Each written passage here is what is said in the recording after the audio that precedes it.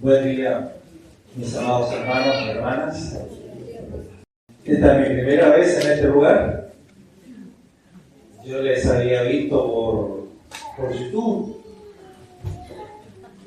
Les había visto cantar y compartir la palabra del Señor. Pero agradezco al Señor por la invitación, porque ahora lo puedo ver cara a cara. Nos podemos conocer un poco más. Y bendito el Señor por eso. Yo sé que ustedes están viviendo un proceso de unidad. Quiero felicitarlos por eso, porque hay que ser valientes para dar esos pasos de unidad. Hay que ser valientes. Nosotros no somos los seres humanos, personas de costumbres. Y cualquier cosa que nos saque de nuestro confort, de lo habitual, nos cuesta, nos incomoda. Y empezar a relacionarse con otras personas que, aunque sabemos que son hermanos, pero son personas distintas, con costumbres, incluso en el Señor, costumbres distintas, liturgia distinta, pensamientos de la palabra distintos. No es fácil. Es gloriosa la unidad, pero no es fácil. Es como un matrimonio. El matrimonio es glorioso, pero no es fácil. Y los procesos de unidad son como un matrimonio. Así que los quiero animar, los quiero felicitar. Y como dijo muy bien Horacio, los enemigos principales para la unidad son Satanás, que en la escuela aprendió solo a restar y dividir, no aprendió ninguna otra operación matemática. ¿Y quién es el otro enemigo? Me mencionó el hermano Horacio. La carne, con nuestra carne. Así que por eso que no es un proceso fácil. Dos congregaciones que tienen que amasarse y el Señor nos está amasando. Hay que hacerlo con sabiduría. No se pueden imponer cosas. Hay que tener paciencia, hay que saber esperar. Hay que estar presente, no aislarse, no separarse, no decir yo no estoy de acuerdo, así que no voy a participar. Hay que cruzar, dar el paso, atreverse y permitir que el Señor nos vaya amasando. ¿Y por qué? Porque es la voluntad de Dios. Dios quiere una sola iglesia en la localidad. En Peñaflor existe, ante los ojos de Dios, una sola iglesia conformada por todos los redimidos por la sangre de Jesucristo. Claro, con otros grupos cristianos no podemos dar ese paso porque se requiere que ambos quieran. Por eso, gloria a Dios que ambos grupos acá han querido. Uno no se puede casar si la otra persona no quiere casarse con uno. Para los antiguos, yo cuando joven estuve muy enamorado de Raquel Welch, una actriz, pero ella nunca supo. Así que no había ninguna posibilidad que me llegara a casar con ella. Porque para casarse hay que tener un mutuo consentimiento. Así que claro, buscamos la unidad, creemos en la unidad y nos embarcamos en la unidad con otros que también digan amén, que también entienden la voluntad de Dios y quieran hacer la voluntad. Y definitivamente la voluntad de Dios es la unidad de su cuerpo, la unidad de su iglesia. ¿Decimos amén? Sí. Amén. Filipenses capítulo 2. La iglesia en Filipos era una iglesia local, como nosotros aquí en Peñaflor. Y como toda iglesia, tanto del Nuevo Testamento como las de hoy, tenía problemas y tenía dificultades. Lo interesante es saber enfrentar las dificultades. ¿Cómo podemos enfrentar las dificultades, resolver los problemas y poder avanzar en la gracia del Señor? Y el apóstol Pablo escribe entonces esta carta a una iglesia local, la iglesia en Filipos, y este es un capítulo maravilloso, Filipenses capítulo 2, y les da, vamos a decir así, el itinerario de cómo una iglesia puede caminar y resolver sus problemas de división, de conflicto entre hermanos. Y entonces él propone lo siguiente, Filipenses capítulo 2, versículo 1, y dice: por tanto, si hay alguna consolación en Cristo, si algún consuelo de amor, si alguna comunión del Espíritu, si algún afecto entrañable, si alguna misericordia, completad mi gozo. O sea, él está diciendo, ¿existen estas cosas entre ustedes? Y no solo está preguntando si existen o no, sino que está contando con ellos. Porque si somos iglesia de Cristo, estas cosas están entre nosotros. ¿Cuáles? ¿Volvamos a mencionarlas? Alguna consolación en Cristo. En la iglesia hay consolación. ¿Qué más hay en la iglesia? Algún consuelo de amor, alguna comunión del Espíritu, algún afecto entrañable, alguna misericordia. Bueno, puesto que estas cosas están en la iglesia, Pablo les dice: hermanos de Filipos, completen mi gozo, por favor. Completen mi alegría, permítanme estar gozoso de ustedes. ¿Qué más dice? Sintiendo lo mismo, teniendo el mismo amor, unánimes, sintiendo una misma cosa. ¿Cómo la iglesia en Filipos podría completar el gozo de Pablo? Pablo es el padre espiritual de estas iglesias, es el apóstol que plantó estas iglesias, concretamente la iglesia en Filipos. Entonces les dice: completen mi gozo sintiendo todos los hermanos sientan lo mismo, tengan el mismo amor, estén unánimes, sientan una misma cosa. Y continúa: no hagan nada por contienda o por vanagloria. Digamos amén al Señor. Amén. Nada por contienda o por vanagloria. Antes bien, con humildad, estimando cada uno a los demás como superiores a él mismo.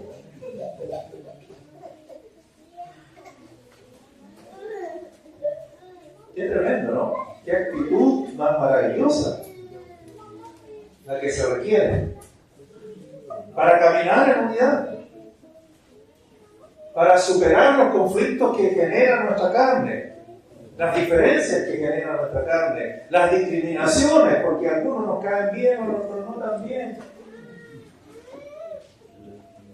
Estimando cada uno a los demás como superiores a él mismo, no mirando cada uno por lo suyo propio. ¿Qué voy a ganar con la unidad? No vamos a ganar. Para la unidad hay que perder. No estimando cada uno por lo suyo propio. Tenemos que estar dispuestos a perder. ¡Que gane el Señor! ¡Que gane el Señor! Y para que gane el Señor, todos nosotros tenemos que estar dispuestos a perder.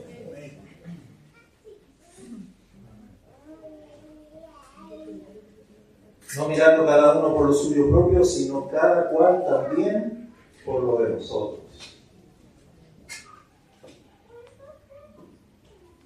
En resumen, hermanos, versículo 5, ¿qué le está proponiendo? Le está diciendo, lo que le estoy diciendo, hermano, es que haya en ustedes el sentir que hubo en Cristo Jesús. O sea, todo lo que dijo desde el versículo 1 hasta el versículo 4, en resumen, lo que le estoy pidiendo, les dice Pablo a los hermanos filipenses, es que haya en ustedes el sentir que hubo en Cristo Jesús. La palabra sentir también se puede traducir mentalidad. Y seguramente algunas versiones que ustedes leen van a encontrarlo de esa manera. Haya en ustedes la mentalidad que hubo en Cristo Jesús. También se puede traducir actitud. Haya en ustedes la actitud que hubo en Cristo Jesús. También se puede traducir pensamiento. Haya en ustedes el pensamiento. La decisión de la voluntad que hubo en Cristo Jesús. Y entonces comienza ahora de manera maravillosa, y yo quiero centrarme en eso, comienza a mostrar cuál es la actitud que hubo en Cristo Jesús, cuál es la decisión que hubo en el Señor Jesucristo para hacer posible que naciera su iglesia, para hacer posible que nosotros estuviéramos aquí hoy día y fuésemos miembros del cuerpo de Cristo. Comienza entonces a partir del versículo 6 a mostrar cuál es este sentir, cuál es este pensamiento, cuál es esta actitud, cuál es esta mentalidad que hubo en Cristo Jesús. Y te invito ahora en el nombre del Señor a que juntos contemplemos esta maravillosa decisión que hubo en nuestro Señor Jesucristo. Versículo 6. El cual, el Señor Jesucristo, dígalo conmigo, siendo en forma de Dios, no estimó el ser igual a Dios como cosa que aferrarse. El Señor es extraordinario, el Señor es hermoso. Por eso comenzamos hoy día cantando, ¡oh, qué belleza! ¡Qué belleza! Es el Señor que siendo en forma de Dios. ¿Qué significa? ¿Qué significa que Jesucristo era en forma de Dios? Eso, la frase que sigue lo aclara muy bien.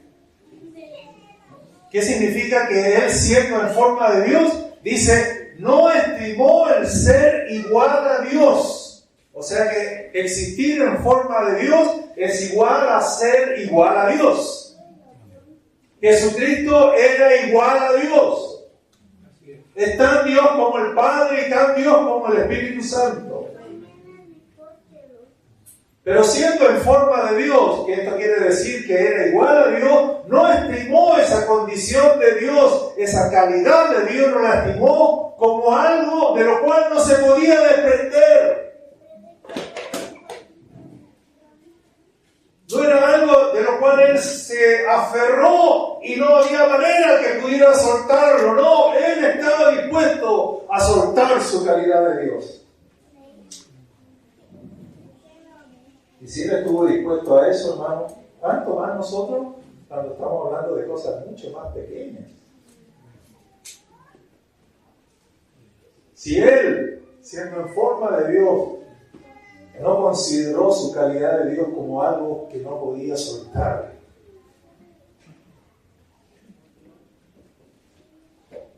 Yo sé que para nosotros no es posible aquilatar qué significó para Él, qué podría significar para Él soltar su calidad de Dios. Le hago un pequeño ejercicio, pero este ejercicio es pobre en comparación con lo que hizo el Señor. ¿Qué le parece a usted que alguien le proponga a usted convertirlo en una hormiga? Usted que es ser humano, siendo en forma de ser humano, se le pide a usted que no se aferre a su condición de ser humano y esté dispuesto a ser convertido en hormiga para que vaya a evangelizar a las hormigas. Para ir a evangelizar y salvar al mundo de las hormigas, se necesita que un ser humano sea convertido en hormiga para que pueda ir y evangelice a las hormigas. Le doy una semana para que lo piense y después de una semana le pregunto, ¿qué le parece? ¿Está dispuesto? Y ahí usted podría entender, en un pequeño grado, podría entender si es fácil despojarse siendo en forma de ser humano. ¿Me explico? Y esta comparación es pobre porque de todas maneras usted que es criatura sería convertido en otra criatura. mucho más, por supuesto, insignificante como una hormiga, pero de todas maneras estamos hablando de una transformación de criatura a criatura. En el caso del Señor estamos hablando de alguien que era en forma de Dios, que no es creado, que no es criatura. Y por voluntad del Padre, Él tenía que estar dispuesto a convertirse en criatura, en un ser humano. Y aún así, no tomó su condición de Dios como algo a lo cual aferrarse.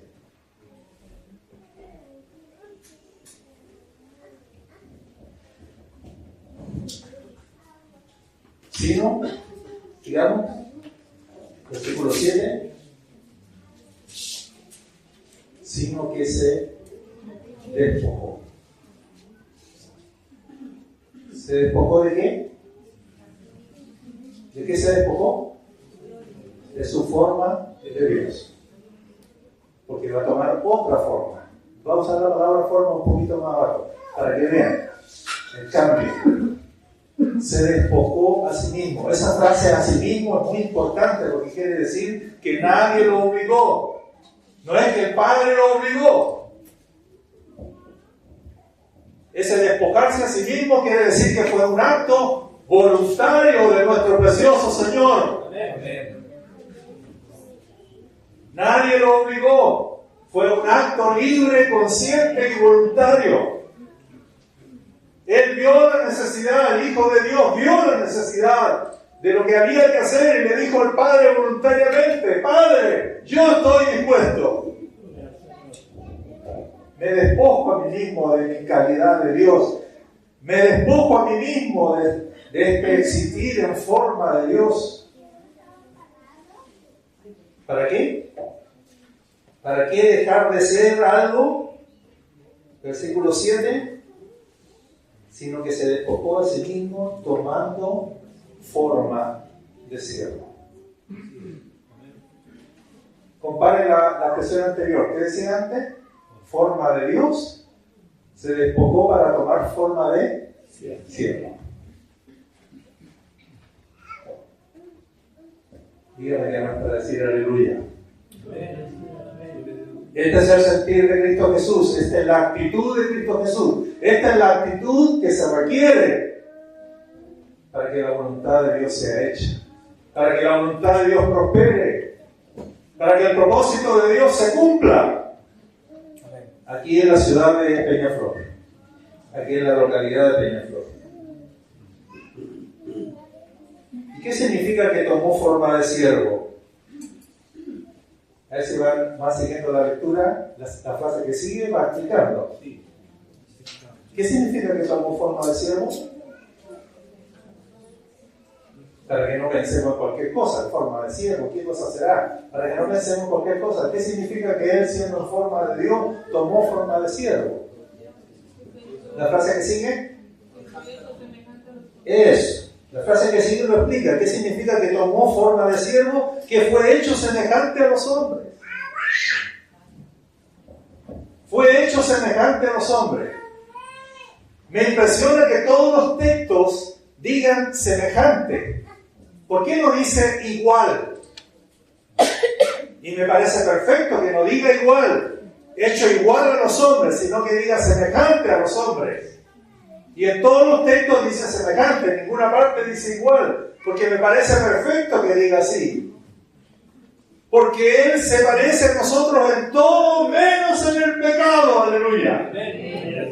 Así que no podía ser hecho igual a nosotros. En todo lo demás igual. Él fue verdadero hombre. Recuerden, hermanos, que Adán, criatura, ser humano, fue creado sin pecado. El pecado no pertenece a la creación de Dios. Adán fue creado sin pecado. Génesis 1 y 2 tenemos ahí al hombre y a la mujer sin pecado. Recién el pecado aparece en Génesis capítulo 3. El pecado vino al hombre y desde ahí nos convertimos en seres caídos por la desobediencia del hombre, precisamente por la desobediencia del hombre a la voluntad de Dios. Así que nuestro Señor vino tan semejante como Adán, o tan semejante como nosotros, excepto en el pecado. Tan semejante a nosotros que la Escritura dice que fue tentado en todo, y que fue tentado en todo según nuestra semejanza.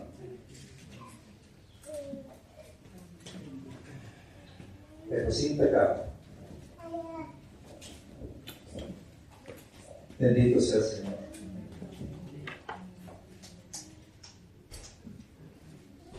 Entonces, tomando forma de siervo hecho semejante a los hombres, versículo 8, y estando en la condición de hombre. Hermanos queridos, estamos hablando del sentir de Cristo Jesús. Y que ese sentir es el que tiene que estar en nosotros. Entonces hemos dicho que Él, siendo en forma de Dios, tomó una forma de siervo, hecho semejante a nosotros, y estando en esa condición semejante a nosotros, yo no sé cuál de las dos cosas es más maravillosa, si la primera en que se despojó a sí mismo para tomar forma de siervo, o ahora que está en la condición de hombre, ¿qué dice el texto? ¿Qué hizo cuando llegó y estuvo en un cuerpo humano, en un alma humana y en un espíritu humano? Se humilló. Y otra vez aparece el a sí mismo. Allá se despojó a sí mismo, pero ahora, cuando estaba en forma de Dios, se despojó a sí mismo, pero ahora estando en la condición de hombre, se humilló a sí mismo. Es como una doble humillación.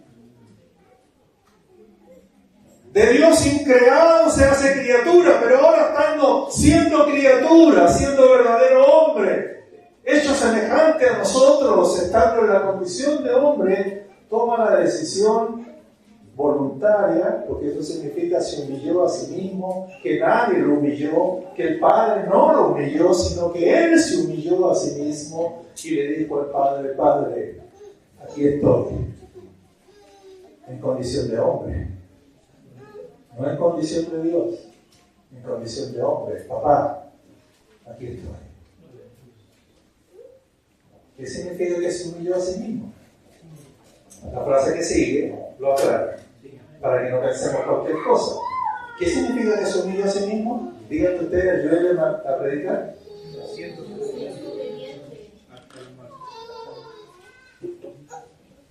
¿Lo leyeron, hermano? ¿Qué significa que se humilló a sí mismo? Vamos parte por parte para que lo rumiemos bien y lo degustemos bien.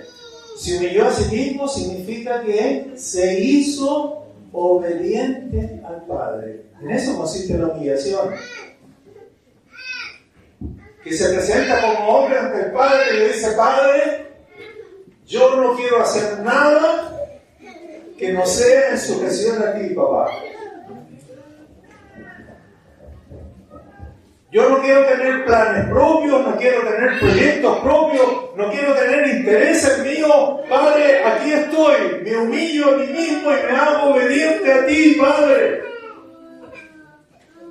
Quiero hacer solo lo que tú me mandes. Quiero vivir para tus planes, para tu voluntad, para tus proyectos.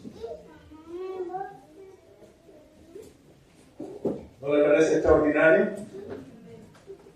En el Evangelio de Juan aparece 2 o 3 veces esta máxima del Señor Jesucristo diciendo: no puede el Hijo del Hombre hacer nada por sí mismo. No puede el Hijo del Hombre hacer nada por sí mismo. Pregunto, hermano, ¿Jesucristo podía hacer cosas por sí mismo? Sí, por supuesto que sí. ¿No les parece extraordinario que siendo Él en condición de hombre, verdadero hombre como tú y como yo, excepto en el pecado, pero en todo lo demás semejante a nosotros, le diga al Padre: Padre, me hago obediente a ti?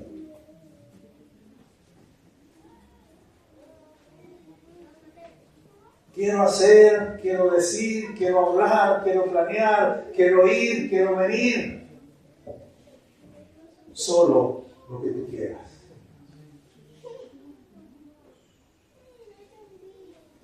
Este es el sentir que hubo en Cristo Jesús. Se humilló a sí mismo haciéndose obediente. ¿Por cuánto tiempo? ¿Por una semana? Porque yo sé que nosotros de repente nos bajan semanas de espiritualidad y andamos sujetos al Padre, pero de lunes a domingo, perfecto. Pero a la siguiente semana a veces que nos levantamos con el pie izquierdo y sale todo mal. A mí no me pasa, ¿cuántos mal pasa? Ya, qué bueno que no soy el único pecador. Pero cuando nosotros tomamos esta decisión de hacerse obediente, ¿por cuánto tiempo fue? Hasta la muerte. Hasta la muerte. Eso quiere decir que los 33 años y medio de la vida terrenal de nuestro Señor, Él se hizo obediente a su Padre.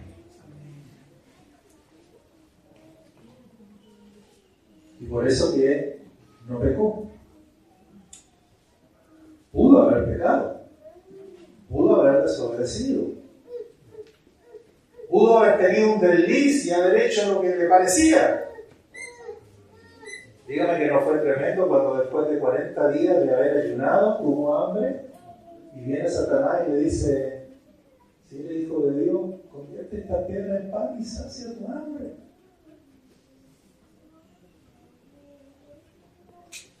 ¿Qué habría hecho usted en esa posición? ¿Qué habría hecho usted?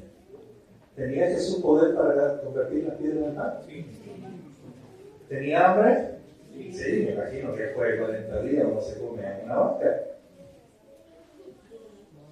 En su humanidad yo creo que no le va a llegar ni siquiera a 4 días. A 4 días, claro. Sí, yo andaba por ahí también, ¿no?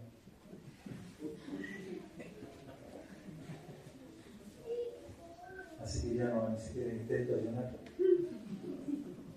Después de 40 días. ¿Qué le dice Jesús a Satanás?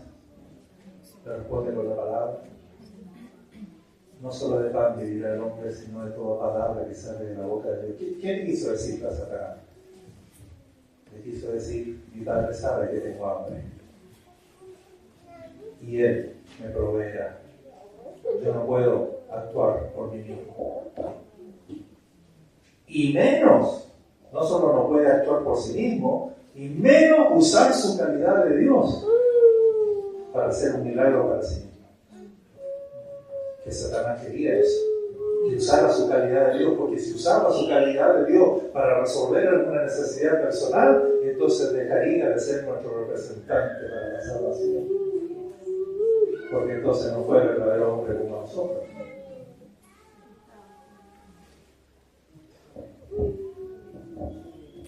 Cuando uno de los discípulos le cortó la oreja y querían defender a pistolazo limpio al Señor cuando lo venían a arrestar, el Señor tomó el pedazo de oreja, se lo colocó, le sanó y le explicó a su discípulo que lo quería defender a espada limpia. ¿Qué le dijo? Le dijo, ¿no sabes que yo podría orar a mi Padre y en este mismo momento me enviaría 12 legiones de ángeles y me salvaría?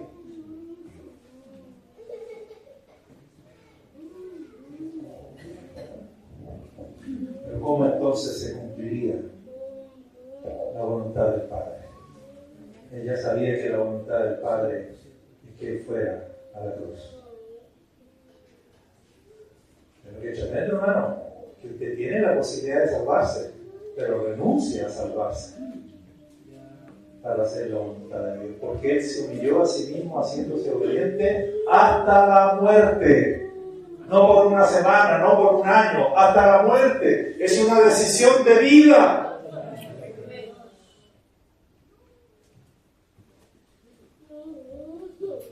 Ahora nosotros venimos de una historia totalmente distinta. Hemos hecho lo que hemos querido.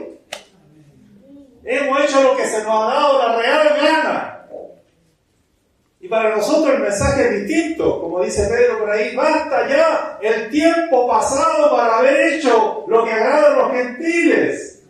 este poquito tiempo que nos resta, o aprovechémonos para hacer la voluntad de Dios, porque nosotros ya hicimos lo que se nos ocurrió.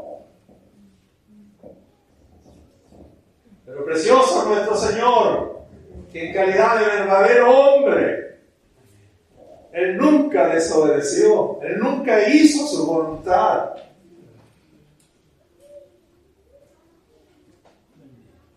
¡Qué belleza! ¡Qué pegado esa canción! ¡Qué belleza! ¡Qué belleza!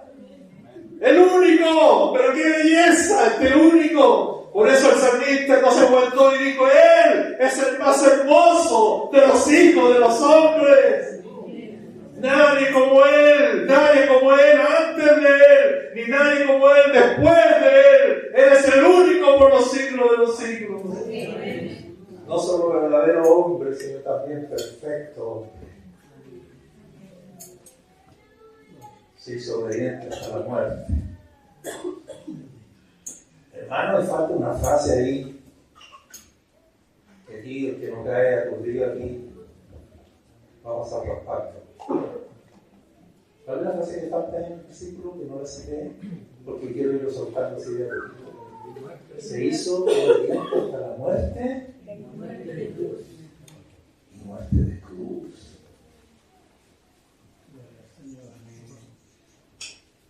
¿Qué quiere decir eso? Hasta la muerte, pero no cualquier muerte. Hay muertes honrosas, como la del teniente que fue acribillado hace pocos días atrás. Y por la forma heroica en que él murió, fue considerado un héroe.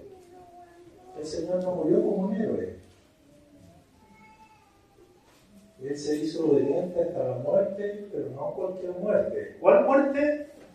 La muerte de cruz. ¿Y qué quiere decir muerte de cruz? La peor de todas, la más infame, la más maldita, la que produce más vergüenza. Porque crucificado mueren los malditos. Crucificados mueren los malhechores. Hoy día ya no se aplica la pena de muerte, pero usted ha visto seguramente, como yo en algún documental, los que mueren en la silla eléctrica, o los que murieron fusilados. Lo terrible, aparte que es terriblísimo, la forma de morir. Imagínense en la silla eléctrica, lo achicharran con corriente, lo convierten en un chicharrón. Pero peor que eso, a pesar de todo lo terrible que es el estigma, porque la sociedad cuando mira eso está diciendo: ¡muere! ¡Achichárrate! ¡Asesino! ¡Monstruo! ¡Mereces! Y en vez de producir lástima de la gente, produce alegría, porque es una venganza de la sociedad.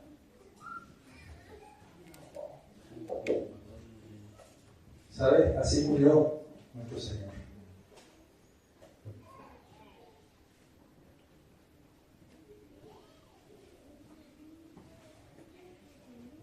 Probablemente todos nosotros tendrán una muerte honrosa. Moriremos rodeados de hermanos, orando con nosotros o cantando. Si tuviéramos vista espiritual, vamos a ver a los ángeles bajar, que nos vienen a buscar para llevarnos. Pero nuestro Señor no murió así.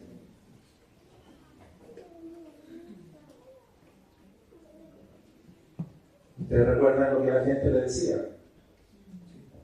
¿Qué le decían al Señor? Si eres hijo de Dios, baja. O sea, con burlas, con blasfemias, despreciado, impostor, mentiroso.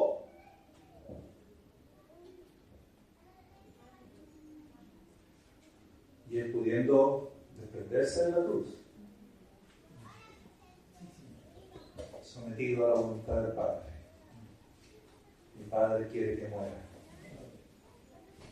Pero no fue una muerte honrosa, no fue una muerte digna.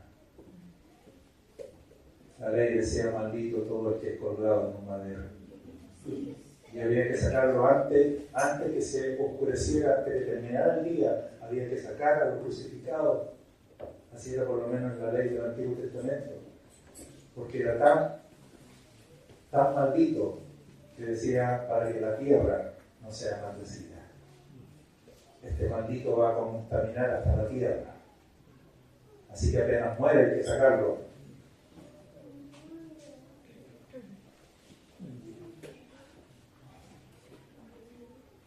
Y él estuvo dispuesto. No solo a ser obediente hasta la muerte, sino que estuvo dispuesto a ser obediente hasta la muerte más horrenda de aquella época. Se sometió. Nosotros sabemos la razón por qué tenía que ser muerte de cruz y no otra muerte. Porque ¿quién eran los malditos? Levante la mano. ¿Quiénes eran los inmundos? ¿Quiénes eran los que merecían la silla eléctrica? ¿Quiénes eran los que merecíamos el fusilamiento?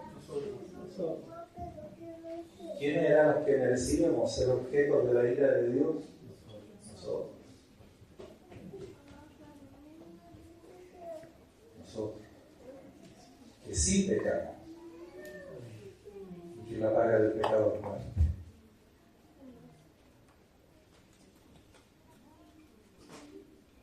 Se hizo obediente hasta la muerte y hasta la muerte más horrenda.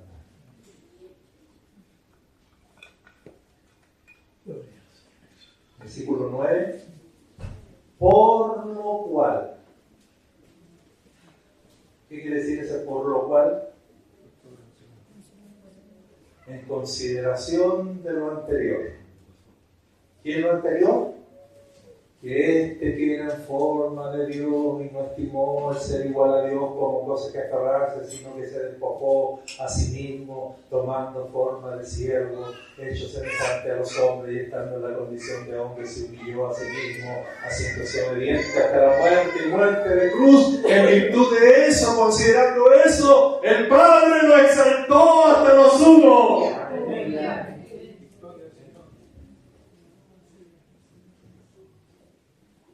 Que se humilló hasta lo sumo, el Padre lo exaltó hasta lo sumo. ¿Qué quiere decir hasta lo sumo? Hasta lo más alto que se podría exaltar.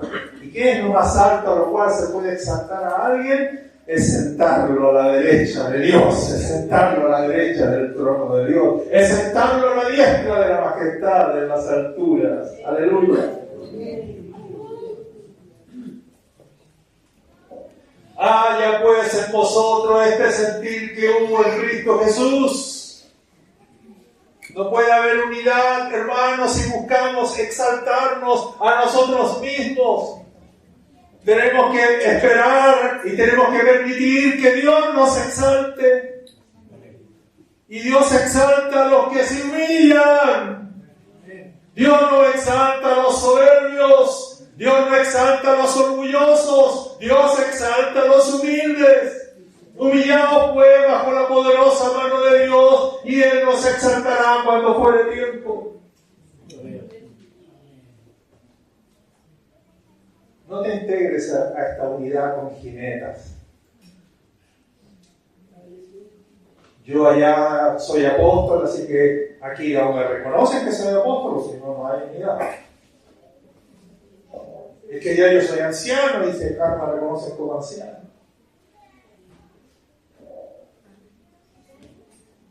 Renunciemos. Perdamos. Dejemos que el Señor nos amase. Tengamos la actitud de Cristo. Tengamos el sentir de Cristo. Y Él exaltará a los que tenga que exaltar. Y Él levantará a los que tenga que levantar.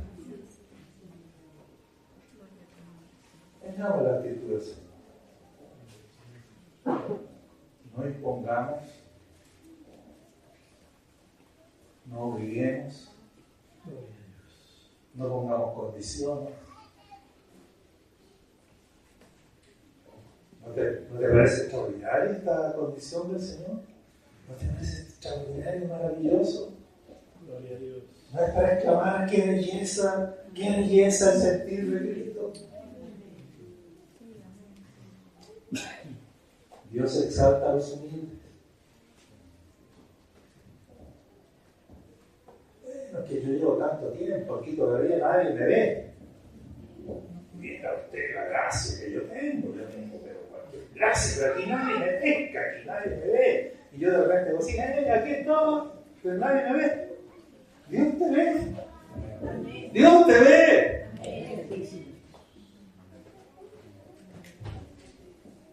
Espera en el Señor. Espera. ¿Cuánto tiempo tuvo que esperar el Señor para ser usado por Dios? 30 años. ¿Usted cree que llevan esperando 30 años? No. El Señor tuvo que esperar 30 años. Tuvo que esperar el tiempo de Dios. Y cuando era el tiempo de Dios y Dios lo levantó, en 3 años y medio hizo, como dice el hermano Christian Chen, en 3 años y medio hizo lo que todos nosotros juntos no podíamos hacer en 1000 años. ¿Y cómo es posible que en 3 años y medio haya hecho lo que nosotros en 1000 años no podríamos hacer juntos? Porque dejó que el Padre lo levantara. Entonces el hermano Christian Chen decía, si quieres ser usado por Dios, tienes que estar dispuesto a no ser usado por Dios. Medio raro, ¿no? Repito, si quieres ser usado por Dios, tienes que estar dispuesto a no ser usado por Dios. ¿Estamos dispuestos a no ser usados por Dios? ¿A esperar? O vamos como los discípulos a decir, bueno, pero ¿quién es el mayor aquí? ¿Y cómo voy yo en esta unidad? ¿Dónde voy a quedar? Muy bien, vas a quedar en el último lugar, hermano. ¿Qué te parece?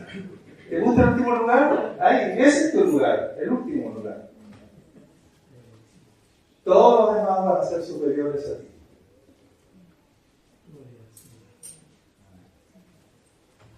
Termino con esto.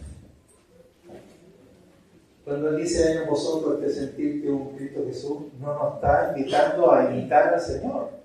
¿Quién de nosotros podría imitar al Señor?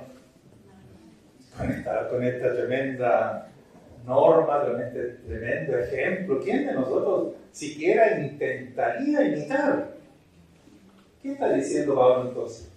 Está diciendo el Señor mora en ustedes. La vida del Señor está en ustedes. El sentir de Cristo ya está en ustedes. Dejen salir el sentir de Cristo, expresen el sentir de Cristo, no el de ustedes. El sentir de ustedes no sirve para nada. Guárdelo, enróllelo y bótelo por ahí en tierra. El sentir nuestro no sirve. Es el sentir de Cristo que está en nosotros y que tenemos que expresarlo. Es el que tiene que reinar en la iglesia. Y no diga, es mi sentir. Como que eso le va a traer gloria a usted. No, es el sentir de Cristo, el sentir suyo. Perdóname.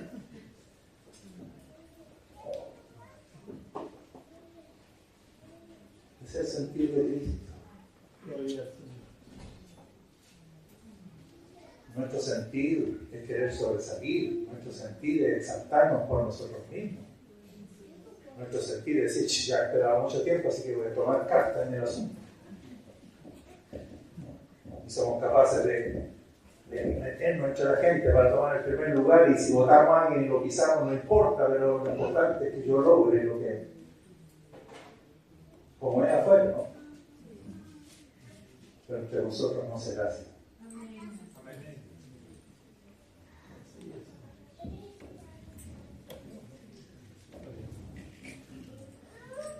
El camino a la gloria no es un camino hacia arriba. El camino a la gloria es un camino hacia abajo. Mientras más desciendas, más gloria. Dios exaltó hasta lo sumo al que se humilló hasta lo sumo. Hagámonos obedientes.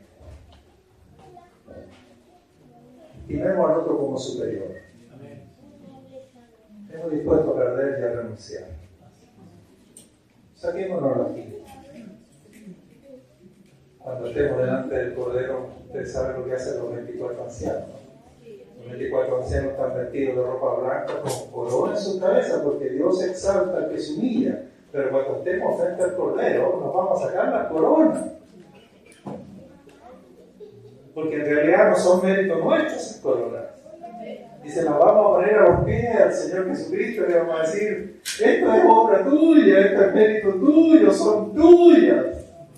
Yo todo lo que hice fue abrir mi corazón para que tú fluyeras, Señor. Y aún así el Señor quiere recompensar cuando tú te dispones.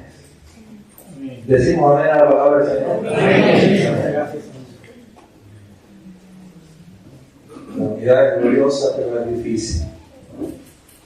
Pero aquí está nuestro modelo, aquí está nuestro paradigma. El sentir de Cristo en nosotros. Amén. Póngase en pie. Qué belleza. Saquemos nuestras coronas hoy día. Pongámonos a los pies del Cordero. Y digámosle, el Cordero de Dios. Son tuyos. Oremos a nuestro Padre. Padre, gracias. Gracias por tu Hijo.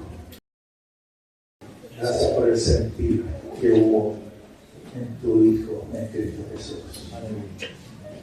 El que hoy se nos invita a tener este sentir en nosotros, y lo tenemos, pero a dejarlo fluir. A hacer del sentir de Cristo nuestro sentir. Porque nuestro sentir no sirve, solo sirve para la edificación de la iglesia de Cristo. Padre, gracias por esta palabra, por tu Santo Espíritu en la vida en nuestro corazón. Y se haga carne en nosotros. Para tu gloria, Padre, que sea hecha tu voluntad, no la nuestra. Amén. Muchas gracias, mis hermanos. Sigan adelante en el nombre del Señor. Amén.